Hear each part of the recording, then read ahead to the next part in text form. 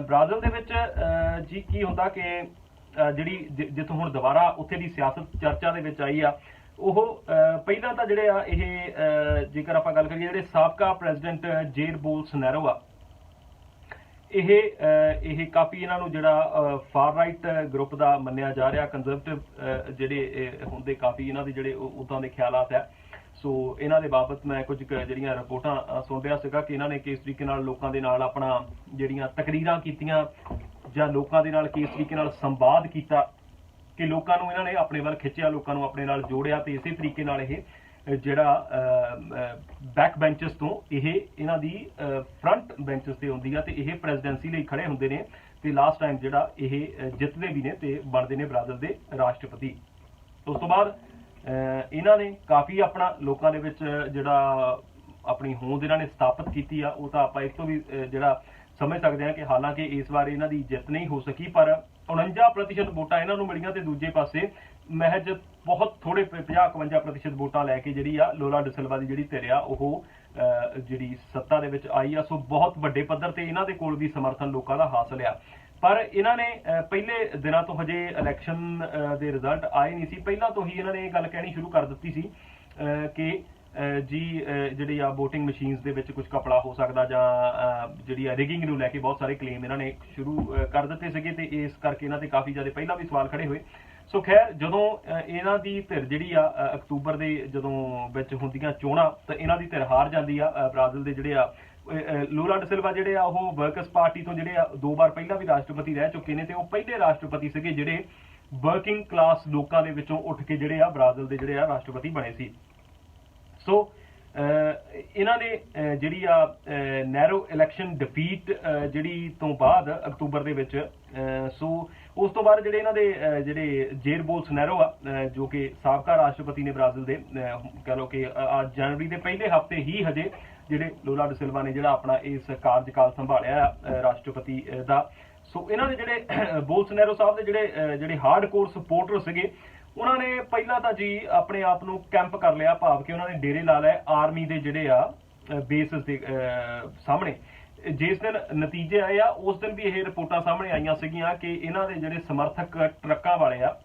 ਉਹਨਾਂ ਨੇ ਰਾਜਧਾਨੀ ਦੇ ਆਲੇ ਦੁਆਲੇ ਉਹਨਾਂ ਨੇ ਕਾਫੀ ਜ਼ਿਆਦਾ ਜਿਹੜਾ ਉੱਥੇ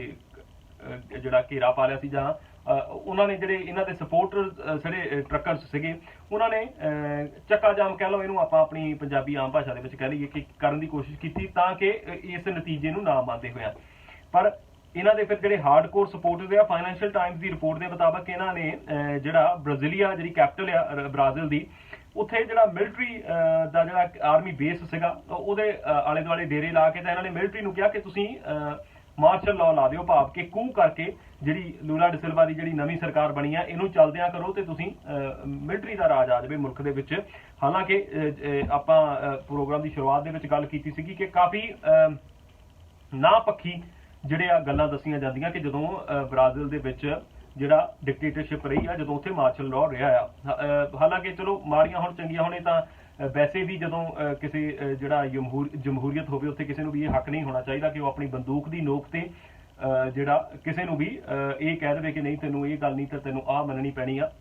ਲੋਕਾਂ ਦਾ ਹੀ ਰਾਜ ਹੋਣਾ ਚਾਹੀਦਾ। ਅਸੀਂ ਜਿਸ ਮੁਲਕ ਦੇ ਵਿੱਚ ਬੈਠ ਕੇ ਆਪਾਂ ਤੁਹਾਡੇ ਨਾਲ ਗੱਲਬਾਤ ਕਰ ਰਹੇ ਹਾਂ ਇਹਨੂੰ ਜਮਹੂਰੀਅਤ ਦੀ ਮਾਂ ਕਿਹਾ ਜਾਂਦਾ ਕਿ ਇੱਥੋਂ ਸ਼ੁਰੂਆਤ ਹੋਈ ਆ। ਹਾਲਾਂਕਿ ਇਸ ਤਰੀਕੇ ਦੀਆਂ ਦਾਅਵੇ ਤਾਂ ਸਾਡੇ ਵਾਲੇ ਪ੍ਰਧਾਨ ਮੰਤਰੀ ਵੀ ਕਰ ਜਾਂਦੇ ਆ, ਪਰ ਇੱਥੇ ਜਿਹੜੀ ਜਮਹੂਰੀਅਤ ਦੀ ਸ਼ੁਰੂਆਤ ਹੋਈ ਆ ਤੇ ਆਪਾਂ ਜਿੱਥੇ ਬੈਠੇ ਆ ਤੇ ਚਲੋ ਆਪਣੇ ਮੁਲਕਾਂ ਦੇ ਵਿੱਚ ਵੀ ਡੈਮੋਕ੍ਰੇਸੀ ਆ, ਪਰ ਜੇਕਰ ਅਸੀਂ ਐਜ਼ ਅ ਸੱਭਿਆਚਾਰ ਦੇ ਚਲੋ ਜਦੋਂ ਅਸੀਂ ਗੱਲ ਕਰਦੇ ਹਾਂ ਐਜ਼ ਅ ਸਿੱਖ ਧਰਮ ਦੀ ਗੱਲ ਕਰਦੇ ਹਾਂ ਸਾਡੇ ਲਈ ਉਹ ਇੱਕ ਤਰੀਕੇ ਦੀ ਜਿਹੜੀ ਜਮਹੂਰੀਅਤ ਉਹਨੂੰ ਕਿਹਾ ਜਾਂਦਾ ਜਦੋਂ ਅਸੀਂ ਇਹ ਕਹੀਦਾ ਕਿ ਸੰਗਤ ਜਿਹੜੀ ਆ ਉਹ ਸਾਰਿਆਂ ਤੋਂ ਉੱਚੀ ਆ ਜਿਹੜੀ ਕਿ ਉਹ ਜਦੋਂ ਆਪਾਂ ਨੂੰ ਪਤਾ ਕਿ ਜਿਹੜੇ ਆ ਗੁਰੂ ਸਾਹਿਬਾਨ ਨੂੰ ਵੀ ਚਮਕੌਰ ਦੀ ਗੜੀ ਦੇ ਵਿੱਚ ਜਦੋਂ 5 ਸਿੰਘਾਂ ਨੇ ਇਹ ਹੁਕਮ ਦਿੱਤਾ ਸੀ ਤਾਂ ਉਹਨਾਂ ਨੂੰ ਮੰਨਣਾ ਪਿਆ ਸੀ, ਭਾਵ ਕਿ ਸੰਗਤ ਦਾ ਜਿਹੜਾ ਦਰਜਾ ਉਹਨੂੰ ਹਮੇਸ਼ਾ ਸਾਡੇ ਵੀ ਉੱਚਾ ਰੱਖਿਆ ਜਾਂਦਾ। ਸੋ ਇਹ ਇੱਕ ਤਰੀਕੇ ਦਾ ਕਨਸੈਪਟ ਤਾਂ ਇਹੀ ਆ ਕਿ ਜਮਹੂਰੀਅਤ ਦੇ ਵਿੱਚ ਜਿੱਥੇ ਜ਼ਿਆਦਾ ਲੋਕਾਂ ਦੀ ਜਿਹੜੀ ਆਵਾਜ਼ ਆ ਉਹਨੂੰ ਸੁਣਿਆ ਜਾਂਦਾ।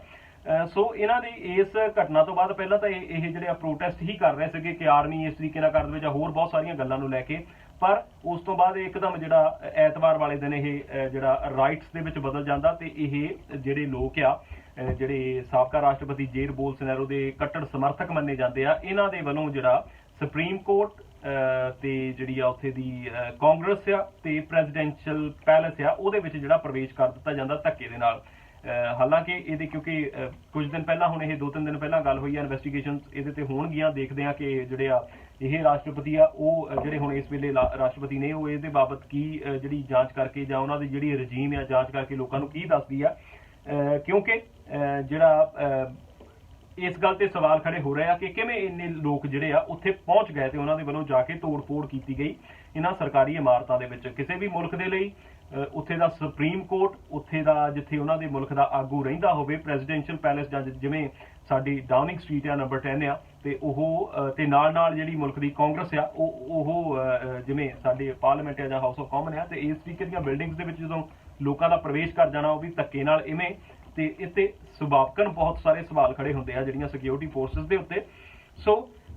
ਖੈਰ ਜੇਕਰ ਇਹਨਾਂ ਦਾ ਇਸ ਵਾਰ ਤਾਂ ਜਿਹੜਾ ਇਲੈਕਸ਼ਨ ਦੇ ਵਿੱਚ ਮਾਰਜਨ ਬਹੁਤ ਥੋੜਾ ਰਿਹਾ, ਤੇ ਇਹ ਜਦੋਂ ਦੀ ਡੈਮੋਕ੍ਰੇਸੀ ਦੀ ਬਹਾਲੀ ਹੋਈ ਆ ਆਫਟਰ ਦਾ ਮਾਰਸ਼ਲ ਲਾਅ, ਉਸ ਤੋਂ ਬਾਅਦ ਇਹ ਸਭ ਤੋਂ ਘੱਟ ਮਾਰਜਨ ਵਾਲੇ ਇਲੈਕਸ਼ਨ ਰਹੇ ਆ ਕਿ ਜਿਹਦੇ ਵਿੱਚ ਬੜੇ ਥੋੜੇ ਨੈਰੋ ਮਾਰਜਨ ਦੇ ਨਾਲ ਜਿਹੜੀ ਆ ਲੂਲਾ ਡਾ ਸਿਲਵਾ ਜਿਹੜੀ ਸਰਕਾਰ ਬਣਦੀ ਆ, ਤੇ ਇੱਕ ਬੜੀ ਤਗੜੀ ਆਪੋਜੀਸ਼ਨ ਵੀ ਆ, ਕਿਉਂਕਿ ਆਪਾਂ ਸਮਝ ਸਕਦੇ ਆ ਕਿ ਇੰਨੇ ਨੰਬਰ ਦੇ ਵਿੱਚ ਜਿਹੜਾ ਆਪੋਜੀਸ਼ਨ ਦੇ ਕੋਲ ਵੀ ਕਾਫੀ ਉਹ ਵੀ ਤਗੜੇ ਤੌਰ ਤੇ ਆ, ਕਿਉਂਕਿ ਉੱਥੇ ਪ੍ਰੈਜ਼ੀਡੈਂਸ਼ੀਅਲ ਫਾਰਮ ਆਫ ਡੈਮੋਕ੍ਰੇਸੀ ਹੈ, ਇਸ ਕਰਕੇ ਇੱਕ ਜਿਹੜੀ ਆ ਸ਼ਖਸੀਅਤ ਆ ਉਹਦੇ ਨਾਲ ਕਾਫੀ ਫਰਕ ਪੈਂਦਾ। ਇਸੇ ਕਰਕੇ ਜਿਹੜੇ ਆ ਜੇਰ ਬੋਲਸੋਨਾਰੋ ਦੇ ਸਪੋਰਟਰਸ ਆ ਉਹ ਇਹਨਾਂ ਦੇ ਨਾਲ ਬਹੁਤ ਜ਼ਿਆਦਾ ਜੁੜੇ ਹੋਏ ਆ ਤੇ ਉਹ ਦੂਸਰਿਆਂ ਨੂੰ ਬੜਾ ਗਲਤ ਮੰਨਦੇ ਆ, ਕਿਉਂਕਿ ਦੂਜੀ ਧਿਰ ਇਹਨਾਂ ਨੂੰ ਜੇਰ ਬੋਲਸੋਨਾਰੋ ਦੀ ਜਿਹੜੀ ਧਿਰ ਆ ਇਹਨਾਂ ਨੂੰ ਕਾਫੀ ਜ਼ਿਆਦਾ ਜਿਹੜਾ ਫਾਰ ਰਾਈਟ ਦੇ ਤੌਰ ਤੇ ਦੇਖਿਆ ਜਾਂਦਾ, ਤੇ ਜਿਹੜੇ ਲੂਲਾ ਡਾ ਸਿਲਵਾ ਦੀ ਜਿਹੜੀ ਧਿਰ ਆ ਉਹਨੂੰ ਕਹਿ ਲਓ ਕਿ ਲੈਫਟਿਸਟ ਜਿਹੜੇ ਆ ਖੱਬੇ ਪੱਖੀਆਂ ਦੇ ਤੌਰ ਤੇ ਉੱਥੇ ਜਿਹੜਾ ਵੇਖਿਆ ਜਾਂਦਾ। ਸੋ ਇਹਨਾਂ ਦੀ ਜਿਹੜੀ ਆ ਲੂਲਾ ਡਾ ਸਿਲਵਾ ਦੀ ਜਿਹੜੀ ਉਹਨਾਂ ਦੀ ਜਦੋਂ ਕਾਰਜਕਾਲ ਦੇ ਵਿੱਚ ਖੈਰ ਜਿਹੜੀ ਆਰਥਿਕ ਤੌਰ ਤੇ ਮੁਲਕ ਦੇ ਵਿੱਚ ਬਿਹਤਰੀ ਦੀ ਆਈ ਜਿਹੜੀ ਆ ਦੱਸੀ ਦੀ ਆ, ਜਦੋਂ ਆਪਾਂ ਉੱਥੇ ਦਾ ਮੀਡੀਆ ਚੈੱਕ ਕਰਦੇ ਆ ਕਿ ਉਸ ਸਮੇਂ ਕਾਫੀ ਜ਼ਿਆਦਾ ਜਿਹੜੀ ਆ ਬ੍ਰਾਜ਼ੀਲ ਦੇ ਅੰਦਰ ਜਿਹੜੀ ਇਕਨੋਮਿਕ ਤਰੱਕੀ ਹੋਈ ਆ, ਜਦ ਕਿ ਇਹਨਾਂ ਵਰਿਆਂ ਦੇ ਵਿੱਚ ਜਿਹੜੇ ਬੋਲਸੋਨਾਰੋ ਸਾਹਿਬ ਦੇ ਉੱਤੇ ਜਿਹੜੇ ਇਲਜ਼ਾਮ ਨੇ ਜਾਂ ਇਹਨਾਂ ਦੇ ਲੋਕ ਜਿਹੜੇ ਇਹਨਾਂ ਦੇ ਖਿਲਾਫ ਹੋਏ ਨੇ, ਉਹਨਾਂ ਦਾ ਇੱਕ ਤਾਂ ਤੁਸੀਂ ਐਮਾਜ਼ਨ ਦੇ ਵਿੱਚ ਜਿਹੜੀ ਐਮਾਜ਼ਨ ਜੰਗਲ ਦੇ ਬਾਬਤ ਆਪਾਂ ਉਹ ਪਿਛਲੇ ਦਿਨਾਂ ਦੇ ਵਿੱਚ ਬਹੁਤ ਸੁਣਿਆ ਸੀ, ਉੱਥੇ ਜਿਹੜਾ ਜੰਗਲਾਂ ਦੇ ਜਿਹੜਾ ਰੱਖ ਰਖਾਵ ਨੂੰ ਲੈ ਕੇ ਬਹੁਤ ਸਾਰੀਆਂ ਜਿਹੜੀਆਂ ਸਮੱਸਿਆਵਾਂ ਸੀਗੀਆਂ ਉਹਦੇ ਬਾਬਤ ਦੁਨੀਆ ਨੇ ਬਹੁਤ ਕੁਝ ਰਿਪੋਰਟ ਹੋਇਆ ਦੁਨੀਆ ਦੇ ਵਿੱਚ, ਤੇ ਨਾਲ ਹੀ ਜਿਹੜਾ ਕੋਵਿਡ ਦੇ ਸਮੇਂ ਕਿਉਂਕਿ ਕਾਫੀ ਜ਼ਿਆਦਾ ਮੌਤਾਂ ਉੱਥੇ ਹੋਈਆਂ ਕੋਵਿਡ ਦੇ ਕਰਕੇ, ਉਹਨੂੰ ਕਿਵੇਂ ਹੈਂਡਲ ਕੀਤਾ ਬੋਲਸੋਨਾਰੋ ਦੀ ਸਰਕਾਰ ਨੇ, ਇਸ ਕਰਕੇ ਵੀ ਉਹਨਾਂ ਦੇ ਕਾਫੀ ਜ਼ਿਆਦਾ ਸਵਾਲ ਖੜੇ ਹੋਏ ਸੀ। ਸੋ ਹੁਣ ਜਿਹੜੀ ਬੜੇ ਘੱਟ ਮਾਰਜਨ ਨਾਲ ਖੈਰ ਜਿੱਤੀ ਆ ਲੂਲਾ ਡਾ ਸਿਲਵਾ ਦੀ, ਤੀਸਰੀ ਵਾਰ ਰਾਸ਼ਟਰਪਤੀ ਬਣੇ ਨੇ, ਤੇ ਇਹ ਵੀ ਜਿਹੜੀਆਂ ਰਿਪੋਰਟਾਂ ਦੇ ਮੁਤਾਬਕ ਉਹ ਦੁਬਾਰਾ ਨਹੀਂ ਲੜਨਾ ਚਾਹੁੰਦੇ ਅਗਲੀ ਵਾਰ ਜਿਹੜਾ ਰਾਸ਼ਟਰਪਤੀ ਬਣਨ ਲਈ। ਸੋ ਉਹ ਇਹ ਜਿਹੜਾ ਇੰਨੀ ਜ਼ਿਆਦਾ ਜਿਹੜੀ ਆ ਮੁਖਾਲਫਤਾਂ ਹੋਣ ਦੇ ਕਰਕੇ ਗੱਲ ਇੱਥੇ ਤੱਕ ਪਹੁੰਚੀ ਆ ਕਿ ਇੱਕ ਧਿਰ ਦੇ ਜਿਹੜੇ ਸਪੋਰਟਰ ਆ ਜਿਨ੍ਹਾਂ ਦੀ ਸਿਆਸੀ ਹਾਰ ਹੋਈ ਆ, ਉਹ ਉਹਨਾਂ ਨੇ ਜਿਹੜਾ ਪਹਿਲਾਂ ਤਾਂ ਉਹਨਾਂ ਨੇ ਆਰਮੀ ਨੂੰ ਆਖਿਆ ਕਿ ਭਾਈ ਤੁਸੀਂ ਮਾਰਸ਼ਲ ਲਾ ਲਾ ਦਿਓ, ਤੇ ਫਿਰ ਜੇ ਨਹੀਂ ਗੱਲ ਬਣਦੀ ਸੀ ਤੇ ਉਹ ਮੁਲਕ ਦੀਆਂ 3 ਜਿਹੜੀਆਂ ਸਭ ਤੋਂ ਉੱਚ ਜਿਹੜੀਆਂ ਬਿਲਡਿੰਗਾਂ ਹੁੰਦੀਆਂ ਉਹਦੇ ਵਿੱਚ ਧੱਕੇ ਨਾਲ ਜਾ ਵੜੇ।